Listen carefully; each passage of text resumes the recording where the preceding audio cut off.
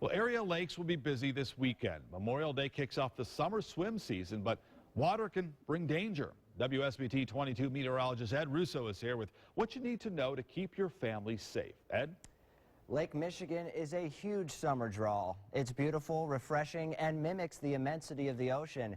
But it also has a lot of power, and knowing how to deal with that power can save your life. As we head into swim season, more people are likely to jump into Lake Michigan.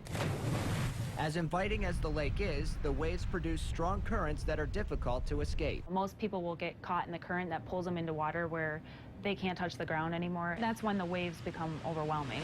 There are several types of currents on Lake Michigan that develop near shore. Two are responsible for the most incidents. Rip currents develop from waves of 3 feet or more from wind that blows directly onshore. A rip current is a relatively narrow water flow that rushes out deeper into the lake. You can escape one by swimming parallel to shore. Once you escape the grip of the rip, you can then swim safely back to shore. Rip currents can often be seen from the beach as a cloudy stretch of water in between areas of high wave action. There's another type of current on the Great Lakes that's responsible for more incidents than any other.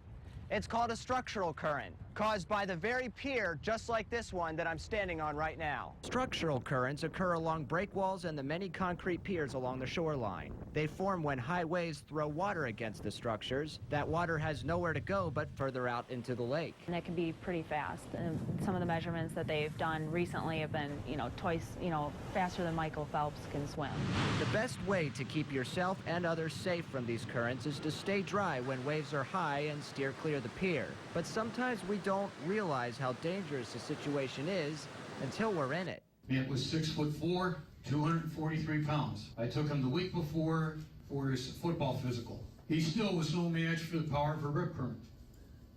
Nobody is. John Coker's son Matt lost his life in a powerful rip current in New Buffalo almost 2 years ago. There is no strategy that guarantees survival in these powerful currents, but there's a 3-step rule that can increase your chances. It's similar to what you'd do in a fire. Stop, drop, roll! Only in water, it's flip, float, and follow.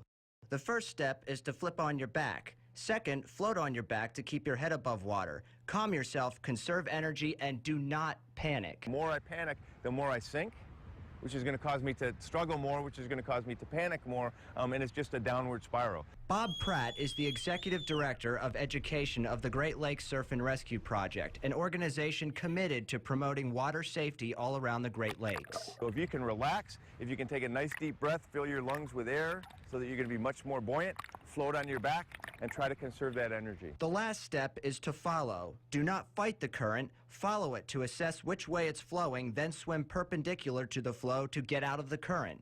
If you're too tired to swim, continue floating. Even if no one is around to hear you, remember that if you're floating on your back, you're alive. Flip, float, and follow is a life-saving strategy that works in any body of water and is something everyone should know. In the United States, 80% of the fatal drownings that we have, not only in the Great Lakes, but also inland, people never intended to get into the waters. When you're near water, designate someone to watch the water for signs of trouble. It's important to note that drowning doesn't look like drowning. It's subtle and often silent, as the struggling swimmer has little energy to signal for help. But a true drowning victim can't wave because they'll sink as soon as they wave their arms, and they're struggling so much, gasping for air, that they simply can't yell because they're struggling with all of their might. Someone in distress is usually facing shore with mouth at water level. Their head is tilted back with their body vertically oriented in a climbing ladder motion. If you ever witness someone in distress, dial 911 and contact the nearest lifeguard immediately. If you're ever in a situation where you feel like you do have to rescue somebody, make sure you always throw them a floatable object. It could be a life vest, or it could be everyday items that you take to the beach, like a football or soccer ball. Anything that floats. Throwing someone a floatable is extremely important, as they may hold on to you out of panic, pushing you under.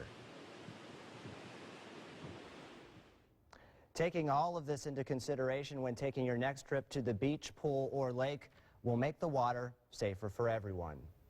And Rick, floating is the most important part of the flip, float, and follow process. People have been known to float for hours, even up to 2 days before actually being finally rescued, and they've survived. Yeah, and one of the issues, you think about it, people at a pool or even at the lake always think somebody is watching them. That's not the case always. Right, there's a lot of complacency there, and the Great Lakes Surf Rescue Project actually has cards, water watcher cards on their website that you can print out and give a card to the person that sole responsibility is to watch the water, because as long as somebody's watching, knows the signs of drowning, everything will be all right. Okay. And they'll be able to rescue them immediately. Great information. Let's hope it's a very safe and fun summer for everybody on the water. Absolutely. Ed.